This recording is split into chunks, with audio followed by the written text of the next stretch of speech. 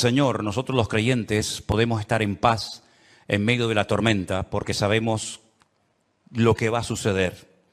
Y para eso tenemos la palabra de Dios. Oramos en esta tarde, queridos hermanos, pidiendo la bendición de nuestro Dios para este mensaje. Te damos muchas gracias, Señor, una vez más, por esta oportunidad que nos das de aprender, de conocer las cosas que tú has dejado en tu palabra para mantenernos firmes en la fe, para saber cómo actuar, cómo comportarnos en estos tiempos peligrosos y difíciles en los cuales nos ha tocado vivir. Señor, abre nuestro entendimiento para que podamos comprender tu palabra y podamos en esta tarde, Señor, ser fortalecidos en nuestra fe, en nuestra comunión contigo, y que esta palabra sea de bendición para todos los que la van a escuchar, tanto hoy como en cualquier otro momento. Nos ponemos en tus manos y pedimos tu bendición en el nombre de Jesús. Y amén, y amén. Yo lo primero que me gustaría pedirles a todos ustedes, no solamente los que están aquí reunidos, sino también los que están en sus hogares y los que después van a ver estas reuniones.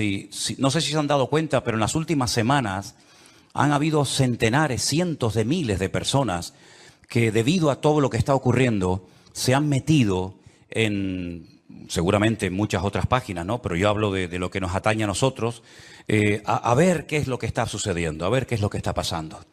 Tenemos ya mensajes en nuestro canal de YouTube que tiene casi 4.000 mensajes.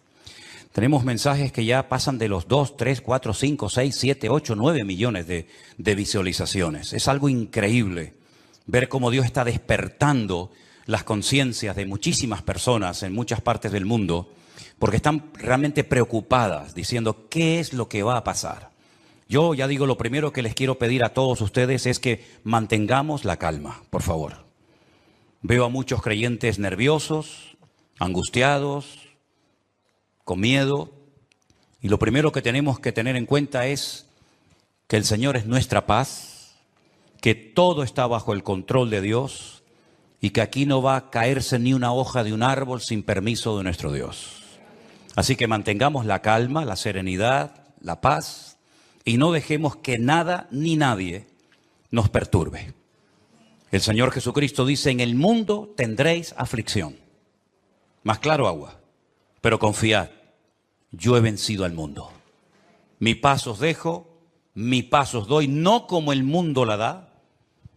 La paz de Cristo es una paz que a menos que tú la tengas no te la puedo explicar con palabras. Y mira que sé explicar muchas cosas y el Señor me ha dado, pues yo creo que algo de sabiduría para explicar muchas cosas de su palabra. Pero explicarte lo que es la paz de Cristo, sinceramente me faltarían palabras para poder explicarte lo que es vivir en cualquier momento y circunstancia de la vida, bajo la enfermedad de un hijo, bajo la muerte de un ser querido, en momentos de guerra, en momentos de necesidad, de crisis matrimonial, problemas de toda índole, explicarte lo que es tener en esas circunstancias la paz de Cristo, prácticamente es imposible hacerlo con palabras, a menos que usted tenga esa paz morando en su corazón.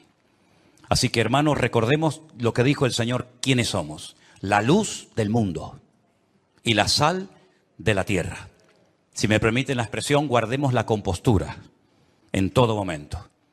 Porque ahora se nos van a presentar muchísimas oportunidades y ocasiones para dar testimonio y explicarle a la gente, si es que lo sabes, lo que está sucediendo y cómo va a terminar todo esto. Porque la Biblia no solamente te dice cómo va a empezar todo, cómo se va a desarrollar los acontecimientos, sino que además te dice cómo van a terminar los acontecimientos. Y lo que de entrada te puedo decir es que el mundo nunca más volverá a ser el mismo a partir del 7 de octubre. Nunca más Oriente Medio volverá a ser lo que fue. Europa nunca más volverá a ser lo que ha sido. El mundo espiritual ha cambiado radicalmente. Te lo voy a intentar explicar esta tarde. Porque todo lo que nosotros vemos que está sucediendo en este nivel, en esta dimensión de lo natural, es simplemente, como he dicho muchas veces, y lo repito, un reflejo del mundo espiritual. El mensaje de hoy yo lo he titulado ¿Palestina o Israel? Porque se está oyendo mucho hablar en los últimos días, semanas, acerca de Palestina, de Israel y de Palestina. Y yo tengo que hacer un pequeño alto en el camino antes de entrar en lo que va a ser en sí el mensaje y decirte que no hay que ser ni judío, ni musulmán, ni creyente, ni cristiano, ni nada para saber que nunca, jamás en la historia hubo un Estado llamado el Estado palestino. Nunca existió tal cosa, jamás. Te voy a decir de dónde viene y quién le puso ese nombre a ese territorio de Palestina.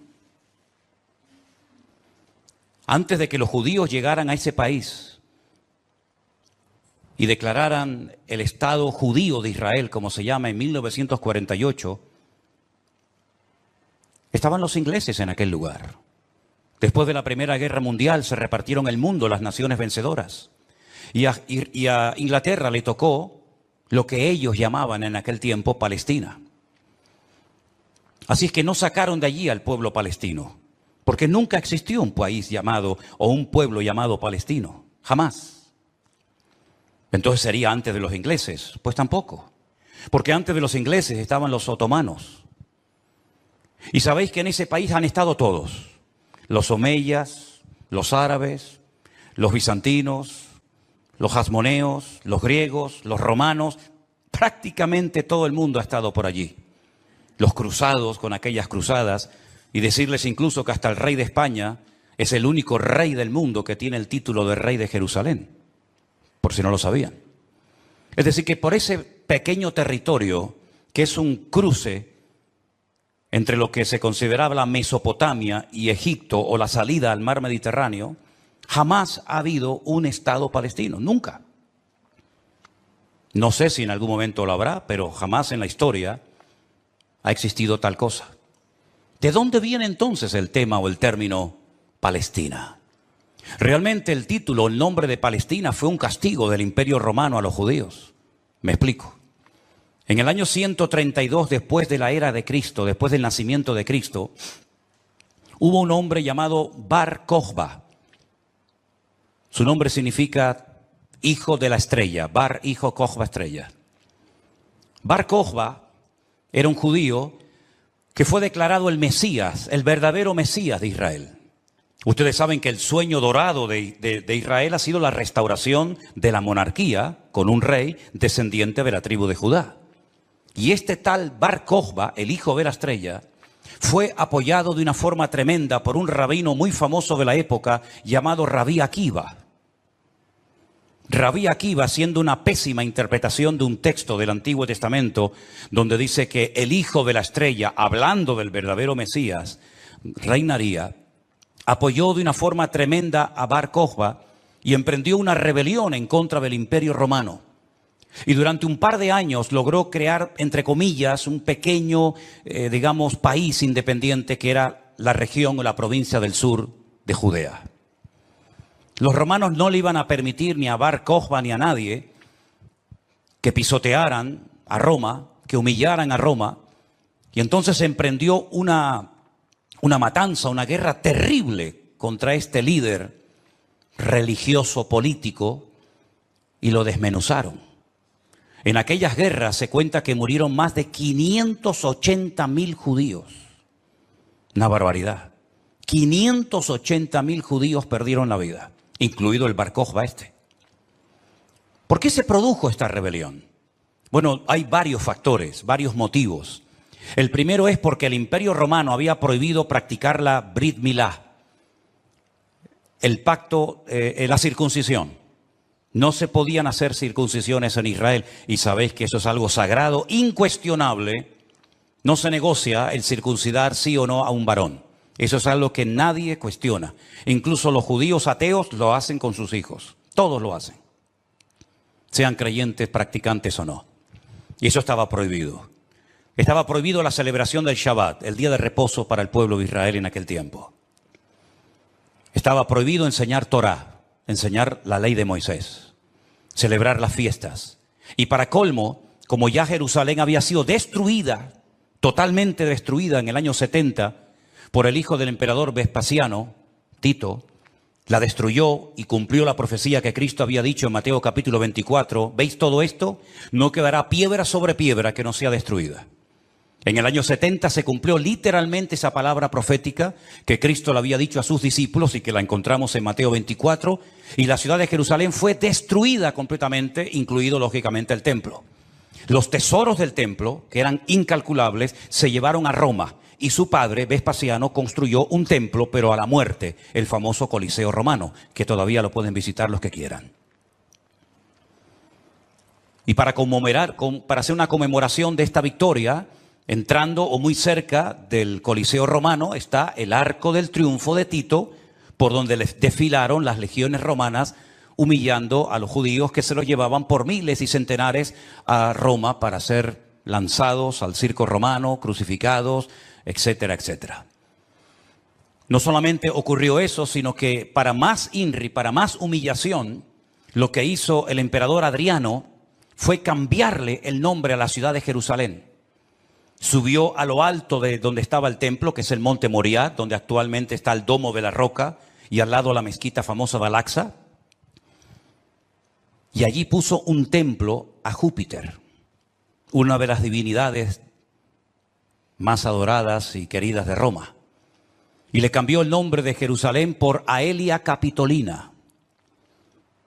Y ese fue el nombre que le pusieron. Esto fue una humillación tan grande que no pudieron soportar semejante humillación parte de la tribu de Judá que estaba todavía en aquel tiempo allí, que decidieron emprender una rebelión en contra de Roma. Y en el 132, este hombre, Bar Kokhba, se atrevió a plantarle cara al Imperio Romano. Y durante un par de años tuvo, digamos, éxito, pero finalmente fue despedazada y arrasada completamente ese país.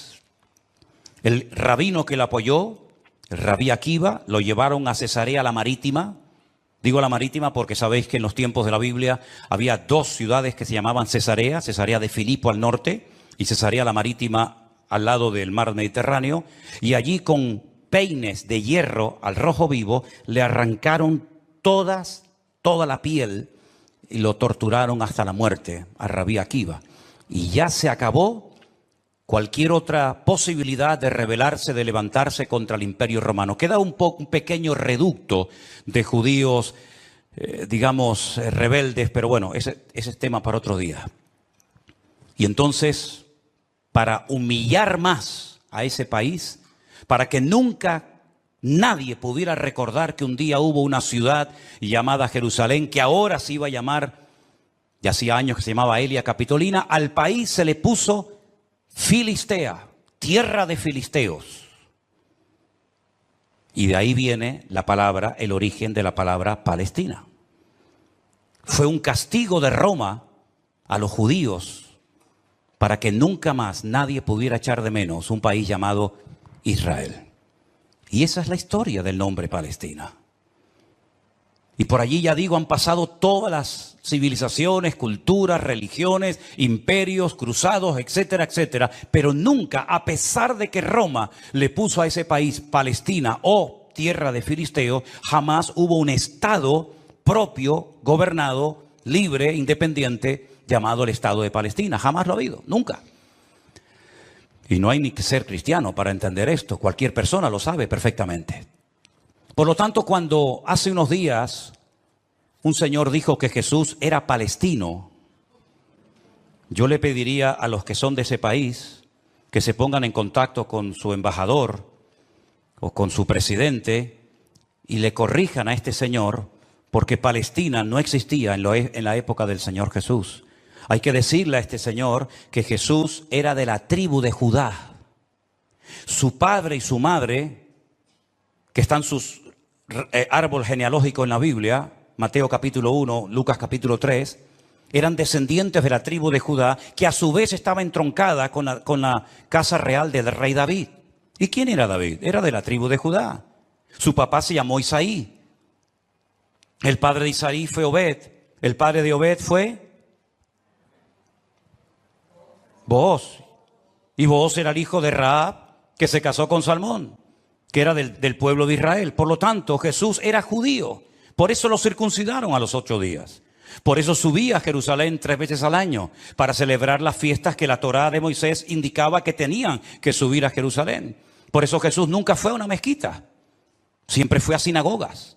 porque ni siquiera las mezquitas, el Islam existía en la época de Jesús, sino que tendrían que pasar más de 600 años, más de 6 siglos y medio, hasta que naciera el Islam, que por cierto significa sumisión.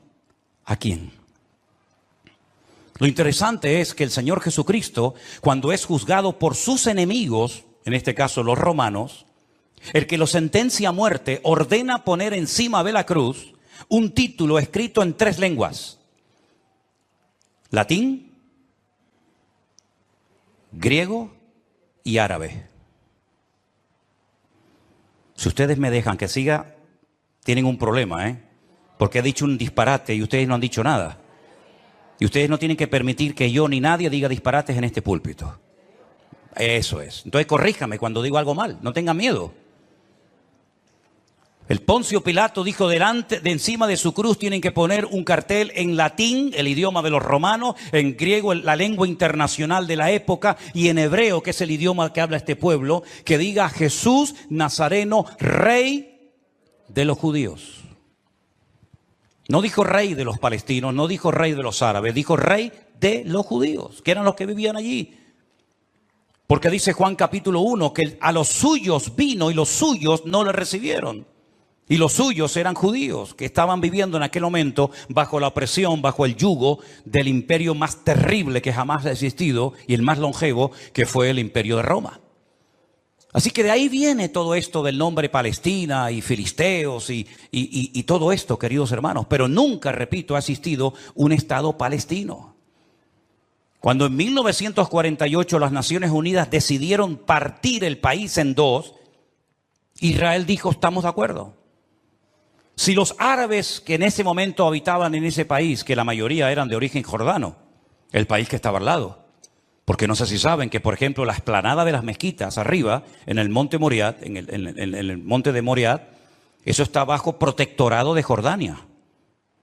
Y cuando tú ves a los ancianos caminando por las calles de la ciudad vieja de Jerusalén, la mayoría de ellos llevan un pañuelo de cuadraditos blancos y rojos, que es el pañuelo de Jordania. Porque Palestina no representa a nadie, sino ellos eran de origen jordano, ¿verdad? Y es interesante notar que Israel en ese año decidió quedarse con los territorios que las Naciones Unidas decidieron darle. Y los árabes dijeron rotundamente no. Que yo digo, si hubieran sido listos en ese momento, hubieran dicho, vale, nos quedamos con la mitad y ya con la mitad, ya que es mía, después podemos hacer otro tipo de presiones. Pero por lo menos ya tengo la mitad. Y es que si dices que no, al final no vas a tener ni lo que tenías. Durante todos estos años, desde 1948 hasta hoy, ese país siempre ha estado en guerra, o preparándose para una guerra, como dicen allí. Y la cruda realidad es que ese pequeño pueblo ha ganado todas las guerras, no ha perdido ni una. Ha desbaratado naciones tremendamente poderosas con un poderío militar espectacular. Y cada vez que gana, lógicamente, extiende el terreno. No podían entrar los judíos a la ciudad vieja de Jerusalén. ¿Saben la tortura que es para un judío estar viviendo en Jerusalén y no dejarte entrar a la ciudad de Jerusalén y poder acercarte y tocar el Kotel Hamarabí, el muro de los lamentos, para orar a Dios? No podían hacerlo. Desde 1948, que entraron allí, hasta 1967, en la guerra famosa de los 6 días, los judíos veían de lejos. Por eso cuando ustedes van a Jerusalén se van a dar cuenta que las casas que están más en alto son las que le permitían al judío poder ver el monte del templo, porque no podían acercarse a tocarlo, ni a mirarlo. Y no solamente desde 1948, desde hace muchos siglos tampoco podían estar allí. Y al final recuperaron la ciudad de Jerusalén. Pero todas y cada una de estas guerras siempre ha cambiado la atmósfera, el mundo espiritual, siempre. Porque algo que tenemos que tener presente es que el mundo natural refleja lo que está pasando en el mundo espiritual, ni más ni menos. Y me gustaría con algunos textos de la Biblia demostrarles que el mundo espiritual es tan real como este mundo en el cual nos movemos tú y yo como pez en el agua. En el libro de Daniel, en el Antiguo Testamento, este hombre está cautivo en Babilonia. Las tribus del sur Judá y Benjamín han sido derrotadas, han sido humilladas por las tropas de un tal rey Nabucodonosor. Son llevadas cautivas por 70 años a Babilonia. Algunos se preguntarán, ¿y por qué fueron llevados cautivos a Babilonia justamente 70 años? Bueno, primeramente por su desobediencia, por su rebeldía, por no haber querido arrepentirse. Muchas veces el Señor le mostró a Ezequiel en visión los pecados terribles que ellos hacían en la intimidad, que nadie los sabía, pero que Dios los conocía perfectamente. Y dice que se lo llevaba en visión y le decía, métete por el agujero de esa pared y mira lo que están haciendo ahí adentro, a ver si no son dignos de mi ira y de mi juicio, ¿verdad? Y por 70 años son llevados a Babilonia para que la tierra descanse en una celebración que todavía, en una ley que todavía los religiosos, los agricultores religiosos practican, otros no. Y es la ley de la Shemitah. La Shemitah es una ley que obliga al agricultor, al que se dedica a los labores del campo, a dejar reposar la tierra un año entero. No se puede trabajar la tierra.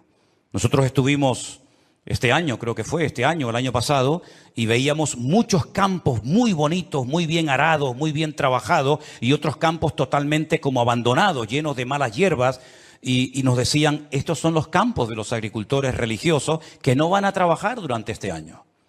Por la ley de la Shemitah, que es el descanso de la tierra. Dios preparó un día a la semana para el descanso del hombre, para que usted no sea una máquina de trabajar y trabajar y trabajar, sino que también reconozca que hay un Dios que creó el universo, la tierra, y nos da la familia y los hijos para disfrutar, y no que usted se ponga con 70, 80 o más años de la vida, y lo único que ha hecho en toda su vida es pagar deuda, comprar cosas y trabajar ¿verdad? Como un esclavo, y al final se le fue la vida trabajando, cuando el Señor dice, detente, cesa toda actividad, y descansa como mínimo tú, tus empleados, tus bestias, tus animales durante un día a la semana. Y así reconocen la obra creadora de Dios y así renuevas tu fuerza para empezar una nueva semana con la bendición de Dios. Pero también la tierra, el Señor la cuida, porque dice la Biblia que la tierra es de Dios, no es del hombre. La tierra de Israel no es de los judíos.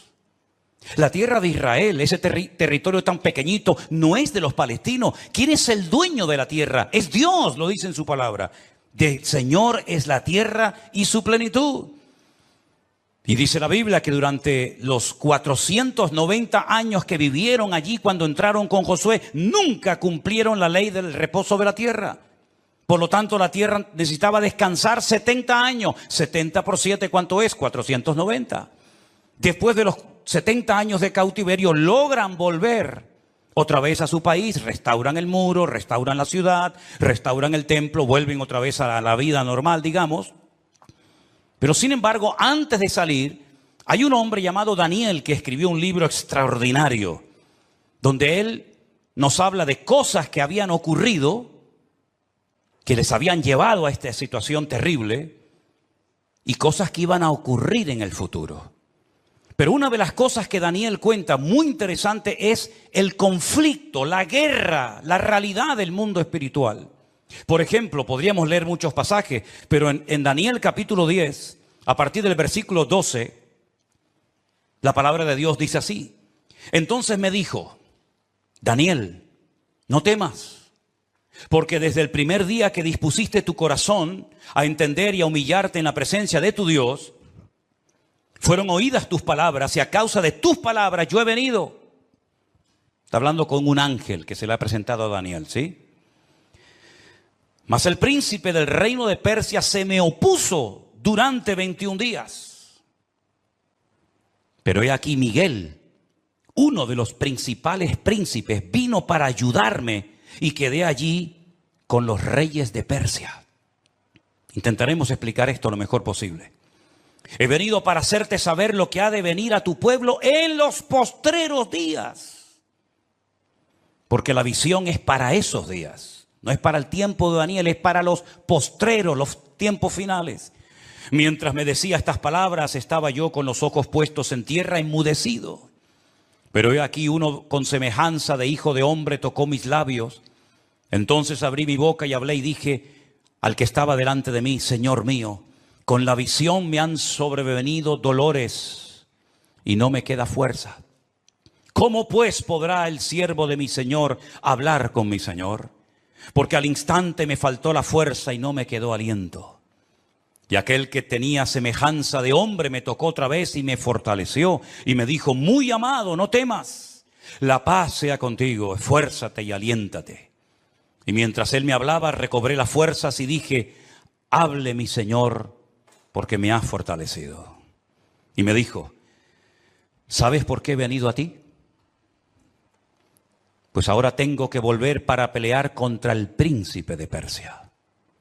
Y al terminar con él, con el príncipe de Grecia, que vendrá. Pero yo te declararé lo que está escrito en el libro de la verdad, y ninguno me ayuda contra ellos sino Miguel, vuestro príncipe. Aquí está hablando de príncipe, el príncipe de Grecia, el príncipe de Persia. Habla de un arcángel tremendamente poderoso que aparece en pocas ocasiones en la Biblia, llamado Miguel, que dice que es el príncipe que protege al pueblo de Israel de ser aniquilado y destruido. Porque una cosa que les quiero decir y que os quede clara, y me da igual si estáis de acuerdo o no, me da igual, créame, pero te lo tengo que decir. Recientemente se le preguntaron a altas autoridades de Hamás y le dijeron: si pudierais elegir entre tener todo el Estado de Israel, todo el territorio, de norte a sur y de este a oeste para ustedes, o la destrucción, la aniquilación total y absoluta del pueblo de Israel, ¿qué elegiríais? ¿Sabe la respuesta, no? Preferimos que no exista ni un solo judío sobre la faz de la tierra antes de quedarnos con todo su territorio.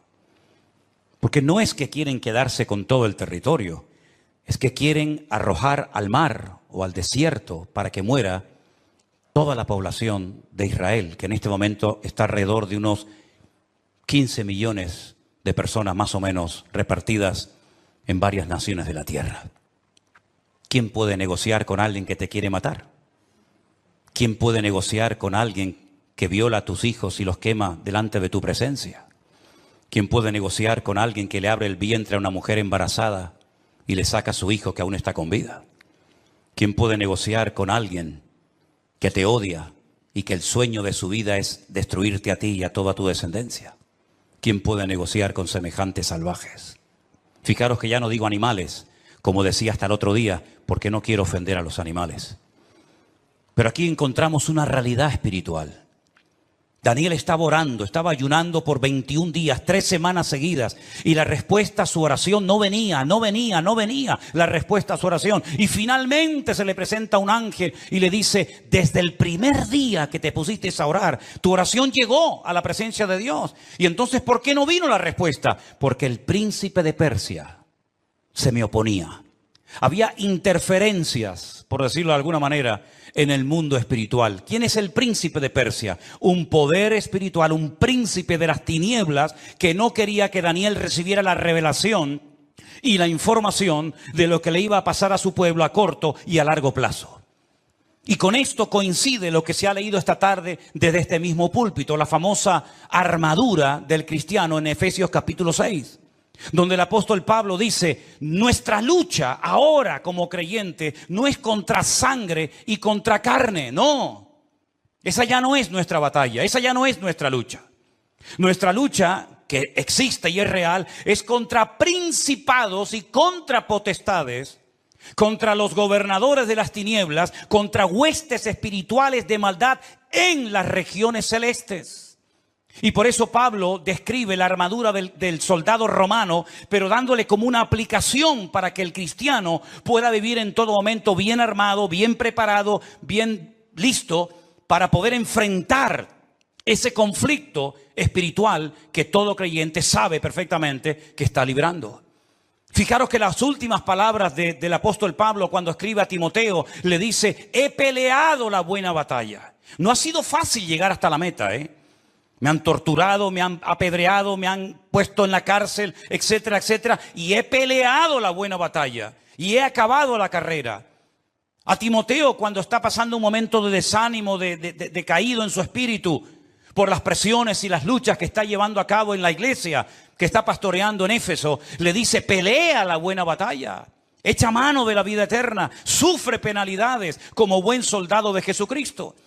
Yo sé que por ahí se ha predicado un evangelio aguado, un evangelio donde ven a Cristo y todos los problemas se te van a solucionar. No es verdad. Dios te va a dar gracia, paz y fortaleza en medio de los problemas. Pero muchos problemas no van a desaparecer por el hecho de que ahora usted se ha convertido a Cristo. Si le han predicado otra cosa, no es mi problema, pero sí es mi responsabilidad decirle que la vida no es fácil, ni para el ateo ni para el creyente. Y dice la Biblia que cuando sale el sol calienta buenos y calienta malos. Y cuando hay guerras mueren buenos y mueren malos. Y cuando hay un naufragio mueren cristianos y mueren ateos. Y cuando hay un atentado, cuando hay un terremoto o cuando hay un tsunami mueren cristianos, mueren blancos, mueren ricos, mueren todos, porque es parte de la vida. Pero en medio de las tormentas y sufrimientos de la vida, nosotros sabemos que el Señor está a nuestro lado. Y eso es lo que nos da la fuerza para decir, Dios está conmigo porque yo sé en quién he creído. Miren a Job, y no me quiero ir del tema, pero miren a Job, un hombre que perdió a sus hijos, un hombre que perdió su salud, un hombre que perdió su patrimonio, toda la vida trabajando para tener 4 cosas y en un día las perdió todas. Como le puede pasar a cualquiera, ¿o no? Sin embargo, cuando su mujer le dice, maldice a Dios, ¿qué tipo de Dios tienes tú?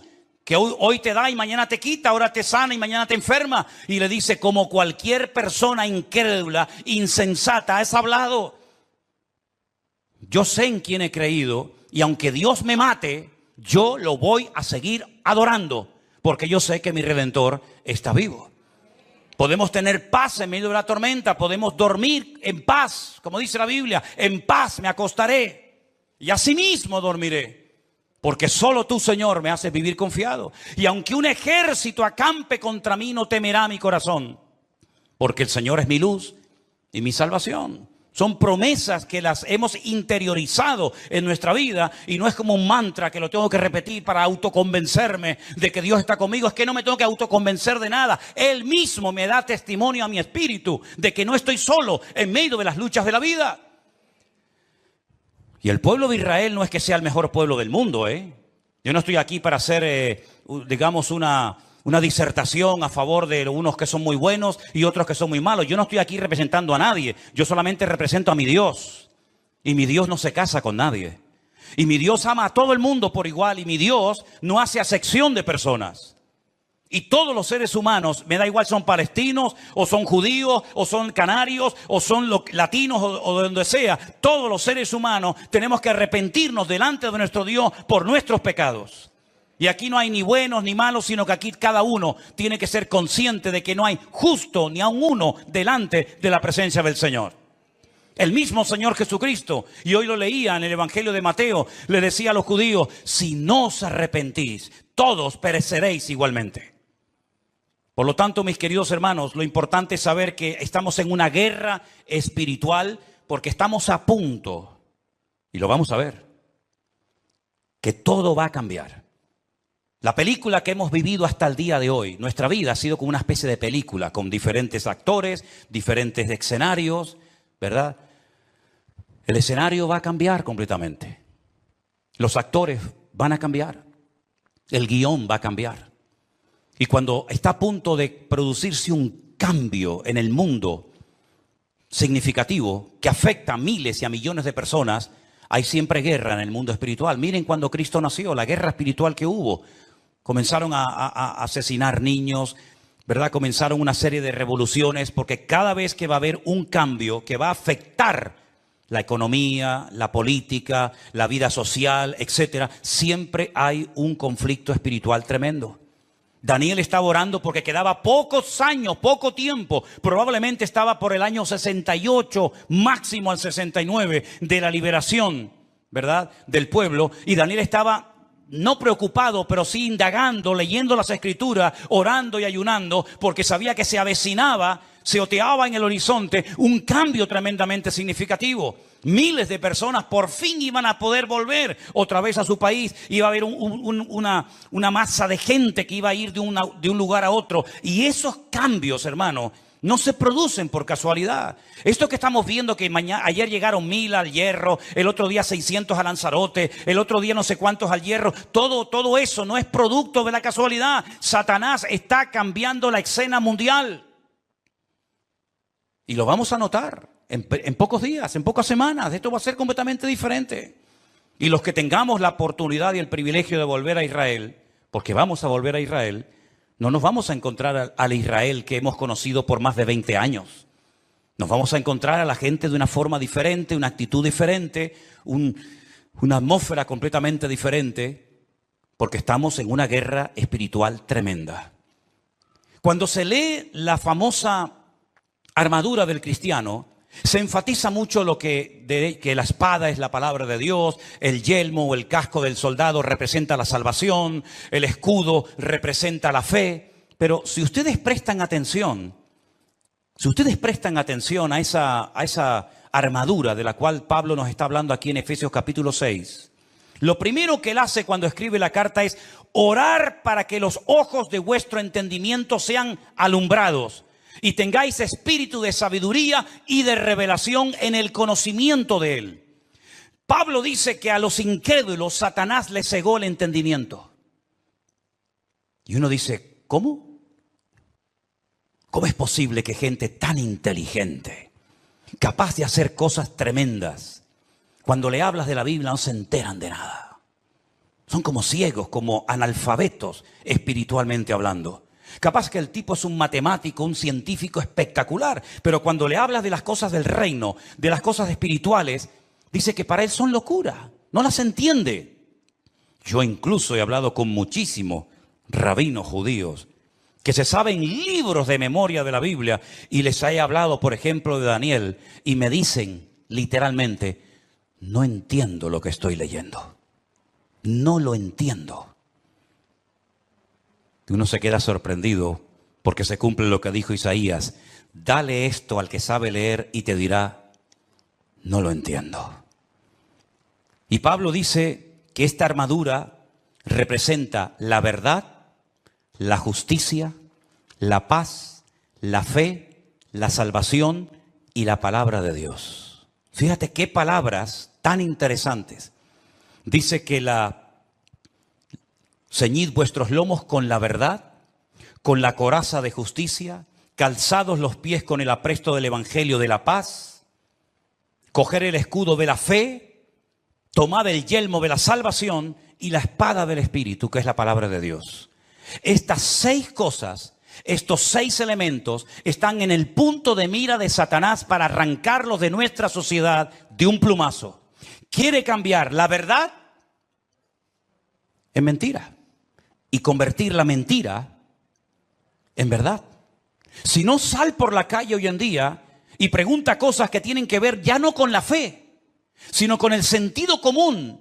Y te vas a dar cuenta que hay gente que cree en mentiras creyendo 100% que son grandes verdades. Y las grandes verdades las cuestionan y las echan a un lado porque dicen, eso no es verdad, eso es mentira. Esa es una de las estrategias del diablo, bombardear, dinamitar las escuelas, las universidades, incluso también, como no, las iglesias, la familia, los gobiernos, la política, el arte, la pintura, la literatura, todo, para que al final la sociedad siga creyendo más en las mentiras que en las verdades. ¿Quién enseñó que para ir al cielo hay que explotarse? Es una gran mentira. Pero 1.000 millones creen que es una gran verdad. Aquí vino hace poco una persona que me decía, ¿cómo es posible que ustedes crean que la tierra es redonda si la tierra es plana? Y decía, pero ¿me está hablando en serio este hombre? Quiere quitar la verdad y convertirla en mentira. La justicia la quiere convertir en injusticia. De hecho, muchas veces hay más sentido común, más sentido de la justicia en la calle, en la sociedad, hablando en una cafetería o en un bar, que cuando ves un acto supuestamente de justicia, que es una tremenda injusticia. Cuando a una persona se le meten en su hogar y no los puedes echar porque no tienen dónde vivir. Y no les puedes cortar la luz y el agua porque es un delito si le corto a un ocupa en mi casa la luz y el agua. que han convertido la justicia en injusticia. Ya no tiene derechos el propietario, ahora tiene derechos el que usurpa la propiedad ajena. ¿Eso es una justicia? ¿Eso es justicia? Quiere cambiar la paz en guerra, cosa que sabe hacer perfectamente. La fe en incredulidad, la salvación en muerte y en desesperación eterna, y la palabra de Dios por cualquier cuento que cuenten por ahí, dándole más credibilidad a las mentiras que al libro eterno llamado Biblia o palabra de Dios. ¿Qué te parece? Estamos viviendo en tiempos peligrosos porque dice Daniel capítulo 7, verso 2, que los vientos han comenzado a soplar en el gran mar. Miren ese versículo. Daniel dijo, miraba yo en mi visión de noche y he aquí que los 4 vientos del cielo combatían en el gran mar. En la Biblia, el gran mar es el mar Mediterráneo. Es el mar que toca muchos países europeos y también del norte de África. ¿Y de dónde se levantará un personaje siniestro que tendrá un poder tremendo? Económicamente hablando, políticamente hablando, económicamente hablando, del antiguo territorio que ocupaba el reino de Roma. Todo lo que es el norte de África, parte de Oriente Medio y todo lo que es Europa, hasta lo que se conoce como Finisterre, el fin de la tierra para los romanos hace 2000 años.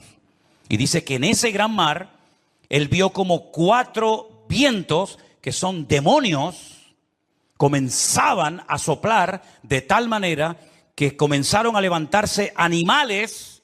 El resto del capítulo no lo voy a leer, pero dice que comenzaron a levantarse animales. Se levantó un leopardo con alas. Se levantó un oso con unas costillas en la boca. Se levantó un león con alas. Se levantó una bestia indescriptible de esa zona donde soplaban los 4 vientos.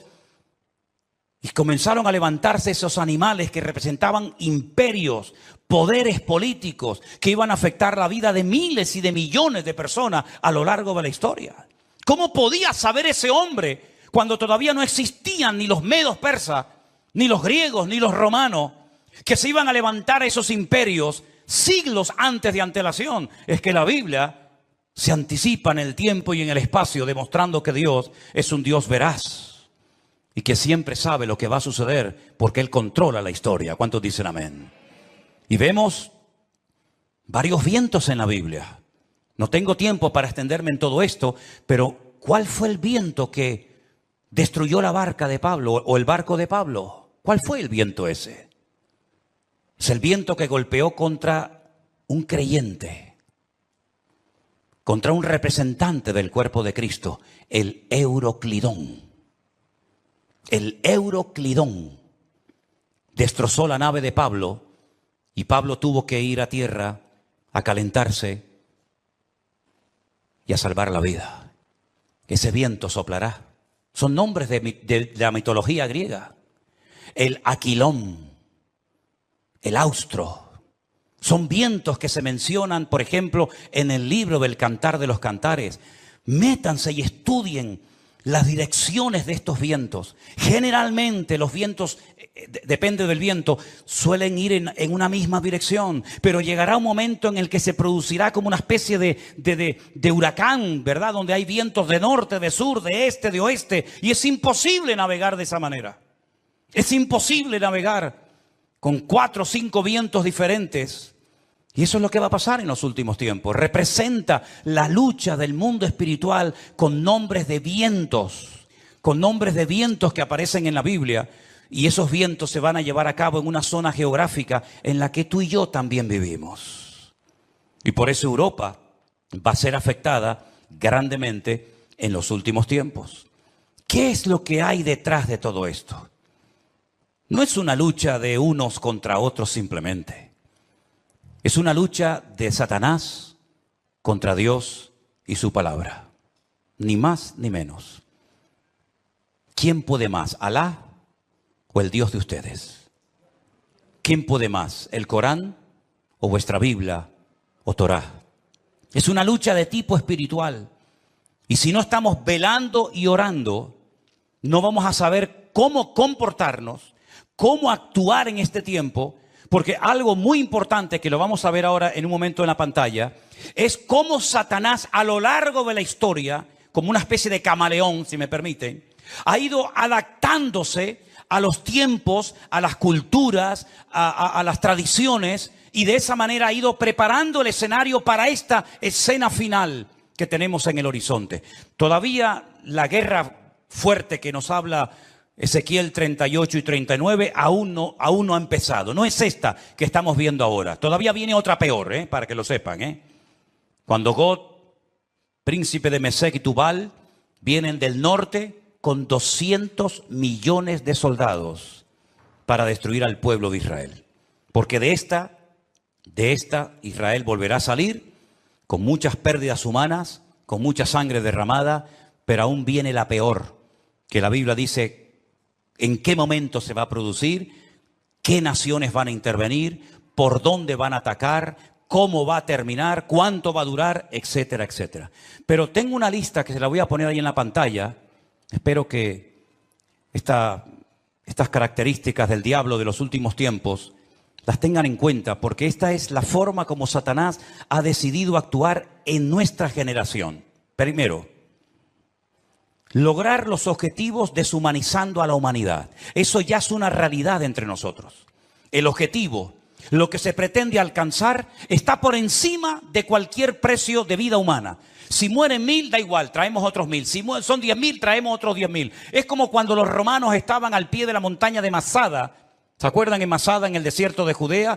Dice la Biblia que había arriba en Masada un reducto de judíos que no querían rendirse. Ellos rodearon la muralla de Masada y comenzaron durante años y años y años a echar tierra para construir una rampa que todavía se puede ver, y por esa rampa subieron ¿cómo se llama? El aparato ese de madera grande.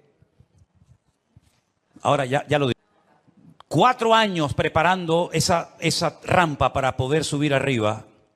Dice la Biblia que la iglesia es columna y baluarte. Ahí está, ya me vino. El baluarte. El baluarte era esa torre de madera que iban arrastrando los esclavos. Dentro iba llena de soldados y cuando llegaba arriba se abrían las compuertas y salían para atacar. 4 años preparando esa rampa de tierra. ¿Cuántos murieron? Miles, miles. Muchos de los que estaban trabajando al pie de la montaña eran familiares, conocidos, vecinos o amigos de los que estaban arriba, rodeados por las legiones romanas. Hay una película de Peter O'Toole que se llama Masada. Véanla para que vean la historia. Qué interesante. Mataban a 200, 300 esclavos, traían más y traían más. El objetivo es lo principal. No importa cuántos mueran para alcanzar el objetivo. Esa es una estrategia del diablo que le está saliendo de maravilla. Y es la misma estrategia que están utilizando estas personas hoy en día. El fin justifica a los medios. La vida humana no tiene ningún valor. El objetivo es lo principal. Número 2. La ambición prevalece por encima del respeto a la vida. Voy a conseguir mi objetivo y alcanzar mis metas a toda costa. Me da igual si tengo que torturar, matar, me da exactamente igual. La ambición, la arrogancia de mi corazón es tan poderosa, es tan fuerte, que si tengo que hacer lo que haga falta, lo hago. Número 3. Alcanzar lo divino olvidando lo humano. Si para ir al cielo y tener las 90 que dicen que voy a tener allá arriba, tengo que asesinar a todos estos, estoy dispuesto a hacerlo, porque lo divino, lo que yo creo que es lo divino, prevalece sobre lo humano. Una estrategia diabólica terrible. Cuando hace unos días vi en un reportaje que hicieron y le preguntaban a unos niños de entre 8 y 10 años, ¿qué quieren ser cuando sean grandes? Y decían, nosotros queremos ir al cielo. Por eso queremos prepararnos y convertirnos en mártires. Una criatura que lo que tiene que hacer es jugar y disfrutar de la vida. Lo divino ha desplazado toda racionalidad o todo raciocinio. Es el mundo al revés. La tecnología de la desinformación. España es número 1 en esto, ¿eh? España es capaz de ponerte una imagen que no tiene nada que ver con lo que está hablando. De hecho, ha habido a veces en varias cadenas de televisión en España que están hablando de un conflicto X, de una situación cualquiera que sea, y ponen unas imágenes de hace años que no tiene absolutamente nada que ver con lo que ellos están contando en ese momento. Como tienen el poder de quitar, de poner, de añadir, de ese, etcétera, y cuando venga la inteligencia esta que llaman, ¿cómo es? Cuando venga la inteligencia virtual, o artificial, perdón, ni te imaginas las barbaridades que vamos a ver, donde personas están comenzando a decir cosas que ellos jamás han dicho, pero que por una manipulación de la tecnología te hacen creer lo que no han dicho o lo que han dicho. En fin, una locura. Los medios de comunicación son una fábrica que crea deliberadamente ignorancia. Cuanto más ignorante sea la gente, mejor. La ignorancia para ellos es poder. Cuanto más ignorante sea una persona sobre la realidad, sobre la Biblia o sobre lo que sea, mejor. Creación deliberada de ignorancia. Sembrar confusión, toda la que se pueda y más, engañando deliberadamente a la gente. Poner en duda la credibilidad de la fuente. Por ejemplo, mi fuente de información es la Biblia. Ah, no, pero eso no sirve, eso está caducado. ¿Cómo? No, la Biblia está llena de contradicciones. Y se quedan tan panchos. Y se quedan tan tranquilos. ¿Cómo que está llena de contradicciones? ¿Dónde están las contradicciones? No, eso está lleno de esta no es la Biblia verdadera. ¿Cómo que no es la Biblia? No, la Biblia verdadera la tienen los curas en el Vaticano, me dijo una vez uno. Es decir, tiran por tierra la fuente, la fuente mía no vale, la que vale es la tuya, la de internet, que te metiste anoche, leíste no sé qué, esa es la verdadera, que ahora nos están fumigando. Esas nubes que aparecen en el cielo son aviones que nos están fumigando para que no llueva. Dios, pues menos mal que nos fumigaron para que no lloviera, ¿eh? Porque ayer hablaba con un pastor de Madrid que me dice, no puedo salir del coche porque tengo el agua hasta el cuello. Increíble, ¿no? O cuando vino el COVID, ¿se acuerdan? Esto es una estrategia de los Illuminati, de los masones, para una drástica reducción de la población humana. Pues qué malos fueron, porque me parece que murieron como 2 o 3 millones en el mundo y somos 7.000 millones. Lo hicieron muy mal, ¿eh? Y que todos los que nos vacunamos en 2 años morimos. Pues se equivocaron, porque ya llevo 3, vivo y coleando. Pero en fin, esta fuente no vale, la que vale es siempre la de ellos. Negar los hechos. No, eso no fue así. Eso no fue así. Tengo imágenes del satélite, donde se ven desde los satélites cómo lanzan los distintos cohetes. Y más de 550 cohetes lanzados desde la Franja de Gaza, no uno como el del otro día, 550 cohetes han caído dentro de la Franja de Gaza. No, pero eso es manipulación. Eso es manipulación. Bueno, producir ignorancia manipulándolo todo, pervertir las prioridades. Como aquellos que estaban construyendo un edificio tan grande, que dice que se tardaba 1 año en subir un bloque desde abajo hasta arriba. Y cuando iban por el camino iban tan agotados que caían, se mataban. Y entonces la gente comenzaba a llorar y decía, pobrecito, no lloro por él, lloro por el ladrillo que no logramos ponerlo arriba. Lloraban más por el ladrillo que se había perdido que por la persona, por la vida que se había perdido. Hermanos queridos, vivimos en un mundo loco, al revés y patas arriba. Y permítame decirles que esto no ha hecho más que empezar.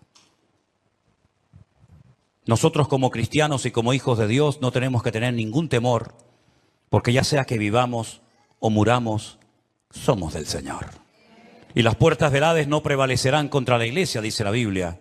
E Israel no porque sea el mejor país del mundo, sino porque Dios tiene un pacto y unas promesas con ese pueblo, y Dios lo hace por honor a su nombre, va a proteger a esa nación. Dios ama a todo el mundo por igual, y todo el mundo necesita arrepentirse y humillarse delante de la presencia del Señor, porque aquí el gran problema es que al Señor Jesucristo lo rechazan por todas partes. Pero ojo, también los católicos rechazan a Jesús, ¿eh? Cuando usted le da más culto a su madre que a Jesús, usted está rechazando a Cristo. Cuando usted le da más prioridad a la madre que al hijo, usted está blasfemando el nombre de Dios. Ay, no diga eso. Pues, ¿qué quiere que le diga? Cuando usted le da más honra, más culto, más reverencia a la criatura que al Creador, usted está haciendo exactamente igual que aquellos que no quieren saber nada del Señor Jesucristo. Porque el Señor Jesucristo dijo, separado de mí, nada podéis hacer. ¿Tú crees que lo que tú has conseguido en la vida a Dios le impresiona? Dime la verdad. ¿Tú crees sinceramente que lo que tú has conseguido con sudor y lágrimas durante toda tu vida, Dios lo necesita? ¿Te lo vas a llevar en la caja cuando llegues a la otra vida? A Dios le impresiona. Ay, todo lo que tiene, Dios tiene 1000 veces más cosas que nada de nosotros. Somos nosotros los que le necesitamos a Él. Porque ya el Señor Jesucristo lo dijo, separados de mí, nada podéis hacer. Y esta realidad espiritual en la que estamos viviendo tú y yo hoy en día, la única forma de mantenernos firmes en el día malo, y ya empezó el día malo para nosotros. Mira, Moisés tuvo su día malo, Salió a dar una vuelta y se cargó a un hombre. Ese fue el día malo de Moisés. Pedro tuvo su día malo cuando aquella chica lo apuntó con el dedo y le dijo, tú eres uno de ellos. Y él le negó. Ese fue el día malo para Moisés, para Pedro. Elías tuvo su día malo cuando una depresión lo prendió y le dijo, Señor, quítame la vida, ya no aguanto más, estoy solo, ya no quiero seguir adelante. Ese fue el día malo. Adán y Eva tuvieron su día malo en el huerto del Edén.